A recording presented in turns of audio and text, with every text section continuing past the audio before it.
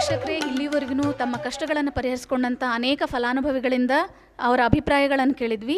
ಈಗ ಧಾರ್ಮಿಕ ಚಿಂತಕರಾದಂತಹ ಶ್ರಾವಣಿ ಸಮೀರಾಚಾರ್ಯ ಅವರಿಂದ ಈ ಗಣಪತಿಯ ವಿಶೇಷತೆ, ಈ ಗಣಪತಿಯ ಸ್ಥಳ ಮಹಾತ್ಮೆ ಮತ್ತು ಈ ಗಣಪತಿಯ ವಿಶೇಷತೆ ಏನು ಅನ್ನೋದನ್ನು ಕೇಳೋಣಂತ. ನಮಸ್ಕಾರ ರೀ ಮೇಡಮ್. ನಮಸ್ಕಾರ. ಆರಾಮಿದ್ದೀರಿ? ಆರಾಮ್, ನೀವು? ಆರಾಮ್. ಮತ್ತೇನು ಈ ಗಣಪತಿ ವಿಶೇಷತೆ ಏನು ಅನ್ನೋದನ್ನು ಹೇಳ್ರಲ್ಲ. ಅಂದ್ರೆ ಈಗ ಸ್ಥಳ ಮಹಾತ್ಮೆ ಅಂತೇಳಿ, ಈ ಸ್ಥಳದ ಮಹಾತ್ಮೆ ಎಷ್ಟದ ಅಂತಂತಂದ್ರೆ ಅದನ್ನ ಹೇಳಲಿಕ್ಕಂತಲೇ ಬಂದಿದ್ದೀನಿ. ಮೊದಲಿಗೆ ಗಣೇಶನ ಸ್ತುತಿ ಮಾಡೋಣ ಅಂತ.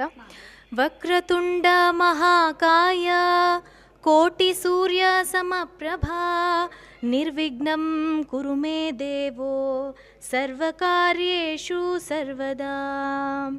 ಇದನ್ನು ಒಂದು ಸಣ್ಣ ಹುಡುಗನೂ ಹೇಳ್ತಾನೆ. ಯಾಕಂದ್ರೆ ನಾವು ತಾಯಂದರು ಒಂದು ಸಣ್ಣ ಒಂದು ಕೂಸಿಗೆ ಕಲಿಸೋ ಮಹಾಮಂತ್ರ ಅಂತಂದರೆ ಇದೆ ಅಂತ ಹೇಳ್ಬೋದು. ಮೊದಲ